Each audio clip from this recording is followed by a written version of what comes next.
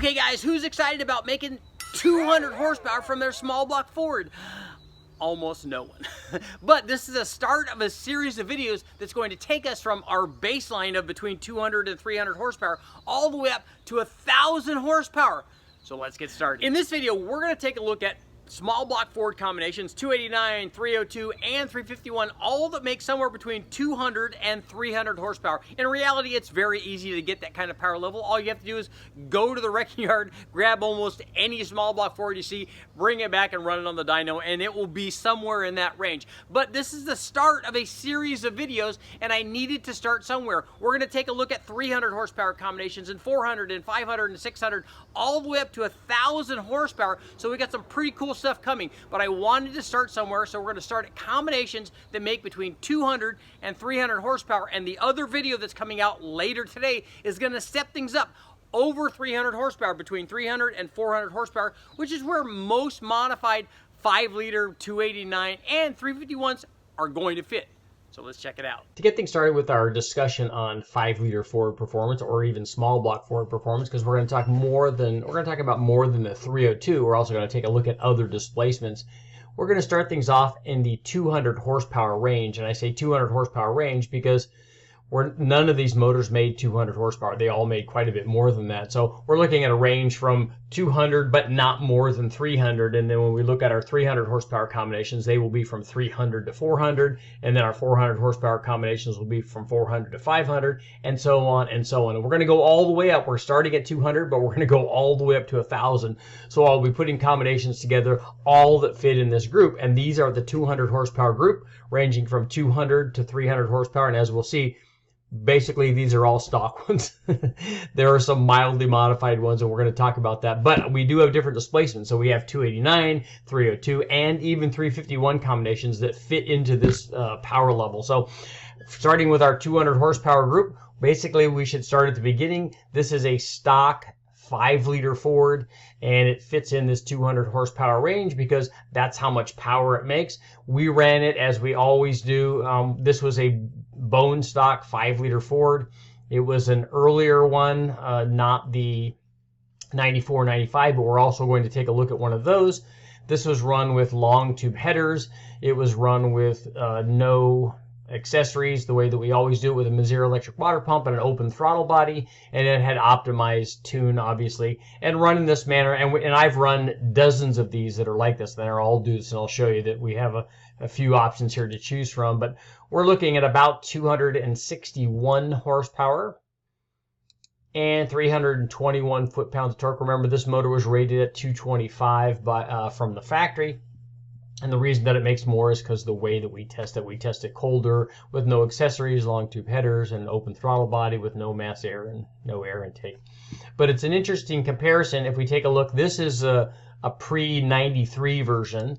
And if we take a look at, I also did a test on a 94, 95, and it makes, basically similar power. These differences that I see here between the two, this thing made 261 horsepower. Actually, I take that back. The red one made 259 horsepower, so it was down 2 horsepower.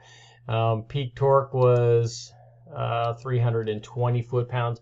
So they're very similar, despite the fact that they had different style intake manifolds, and one had a bigger throttle body. They're run in the same condition. And differences that I see here probably would have more to do with the fact that one had one kind of maintenance schedule on it and a certain amount of mileage on it. The other one was different, and so they were treated differently, basically. But here's another interesting comparison. If we take a look at, this is actually an Explorer, so a 5-liter Explorer combination. So it has the good heads, and it has a good intake, although we did not run it with a factory Cobra-style intake manifold. We ran this thing with a dual-plane intake manifold and a 650 carburetor, same headers. And the other thing I wanted to find out, which I don't know, and if you guys know, please comment and let me know, does the Explorer, this had the Explorer camshaft in it, is the Explorer camshaft the same as the stick 5-liter, 5-liter Mustang camshaft? I don't know if that's true or not. I know that the automatic and the stick camshaft is different in the Mustang, and I'm wondering about the Explorer. So if you guys know that, please chime in and let me know whether or not that camshaft is milder. It kind of looks like that's the case. And I think that obviously the Explorer with the good heads, this one was an earlier one that had the GT40 heads. Different year Explorers also used the GT40P heads, but this had the GT40 heads. So this is an interesting comparison, but let's take a look at some of our other 200 to 300 horsepower motors. Not all of these combinations that we will look at are all stock. Here's what would happen. This is a good example of what would happen if a guy had, let's say, very mild modifications. So in this case, we already have headers, long tube headers on it, so it has a good exhaust on it. But what would happen if you took a stock one and did what everybody did back in the day and put like a GT40 intake manifold on it? And here's where you would be. You would still be in the 200 to 300 horsepower range. So this is a combination. This is typically what we would expect to see with the GT40 intake. You might drop a little bit of low speed power on the GT40 compared to the stock one, especially with the stock head and stock camshaft. But you definitely would pick up power. In this case, we jumped up to 279 horsepower. Peak torque, the peak torque didn't change dramatically. You know, it was 323 horsepower. But if all you did was an intake upgrade, you'd get positive changes. You would definitely get more power. But you're not going to make a huge change in power from just the intake. What you need, and as we'll see in the 300 horsepower combinations when I do that video, if you have the camshaft, and especially if you have the camshaft and cylinder heads to go along with it, then you can make some pretty major power gains. Let's take a look at some other combinations. Here's another example of a mild small block Ford combination. This one's actually a 289. I'll go ahead and do a comparison between this and the slightly bigger 302, but this combination had stock 289 heads on it. It had a mild comp cam. It was a 268 Extreme Energy flat tappet cam. It was a hydraulic flat tappet.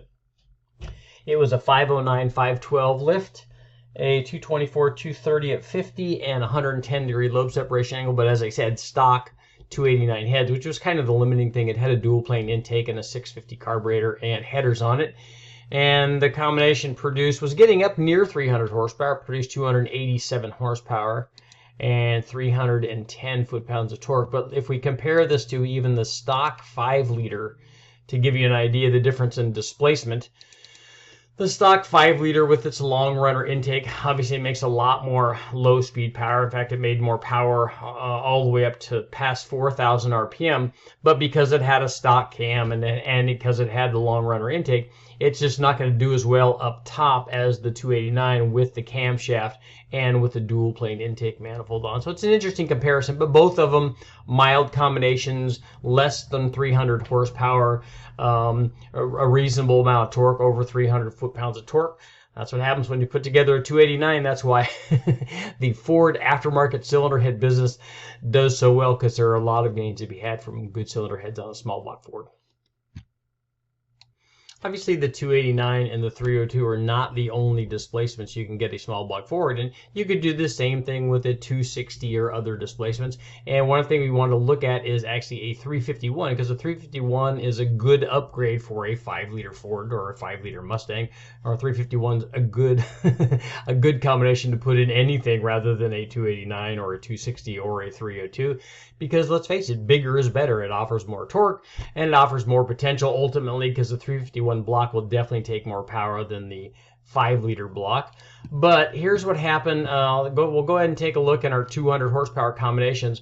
Basically, we ran two stock 351 Windsors. One was a hydraulic roller version, which is the later version, and the other one was a flat tappet version. Now, basically, the combinations are the same thing. They have the same intake manifold and cylinder heads and that kind of stuff, but the cam is different. And I'm not even sure if you guys know. Let me know, please, in the comments, if the cam timing between the flat tappet cam and the hydraulic roller cam is very similar. So we might tend to see the same kind of power between the two, despite the fact that one's a hydraulic roller, which it would reduce friction a little bit, but it may or may not add any more power unless the cam timing is different. But this is a 302. This is our base 302. And here is a 351 Windsor hydraulic roller that we got from the wrecking yard. And this kind of surprised me, especially after I overlaid it versus a a factory 302. Now this 351 was run with a dual plane intake manifold and a 650 carburetor. Other than that, it was stock. We did run it with long tube headers, and it did kind of what we expected down low. It should certainly make more torque than the 302, which it does. It was up over 350 foot-pounds, but it also fell off very quickly past 4,500 compared to the 302. Now we would expect, like in the comparison between a 4.8 and a 5.3 on the LS side, we'd expect the smaller motor to continue to run out a little bit farther and want to make peak power a little bit higher if everything is the same between these two motors. But I tend to think that this particular 351 was just not a really good example. And here's what happened when I also went to the wrecking yard when I was doing a test and picked up a non-roller one, basically the flat tappet version of the same motor from a truck. So here's the flat tappet version, and interestingly enough, the flat tappet version didn't do quite as well on torque down low. Again, it just makes me think that it was not a good example. And this one was also run with a dual plane intake manifold and a carburetor, but it certainly seemed to make more power on the big end past 4,000 RPM. Again, it's not revving out very far, but I'm still surprised that I would expect the 351 Windsor, if we were to do two combinations that we knew were still in good shape and running properly, that I would still expect the 351 Windsor to make more power than the 302 basically everywhere. But let me know if you guys have done any testing with that, and let me know if that's been your experience. I want to redo this test, and I want to go get more, because I like to go get more motors from the wrecking yard. I want to go get another 351. I want to get another hydraulic roller version so I can do another big bang on that. And that, you know, I want to give it a fair shake, because I think I could do a lot better job with that now. But here's what happened, and these are all the 200 to 300 horsepower combinations. We needed to start somewhere, so this is where we started, and I'm much more excited about showing the next video, which is the 300 horsepower versions, where we actually start making even more modifications to them, and we'll see that there's a lot of ways to get power in that range from all these combinations. Let's get to our conclusion.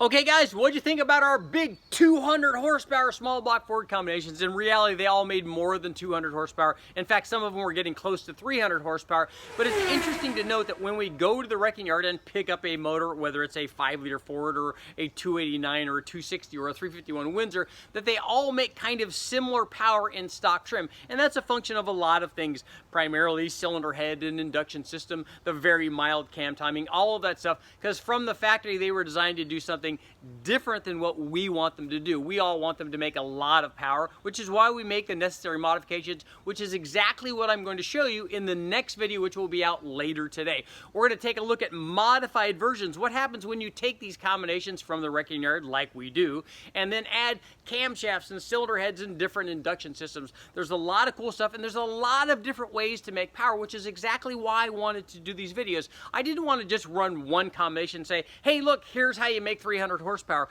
I also couldn't do 100 combinations like we've done in the past. So I had to pick a reasonable combinations, but make sure you take a look at this. When you look at all these combinations, realize there are a lot of ways to make this power, especially when we go into the 300 to 400 horsepower combinations. As we'll see later on in the video that I'm going to do also, when I tested all of the available cylinder heads, there's lots of cylinder heads that put those combinations in those power ranges. Armature holder guys, make sure to like, share, subscribe, ring the bell. Make sure to check out the next video, which is coming up on the 300 to 400 horsepower combinations. I'll keep testing.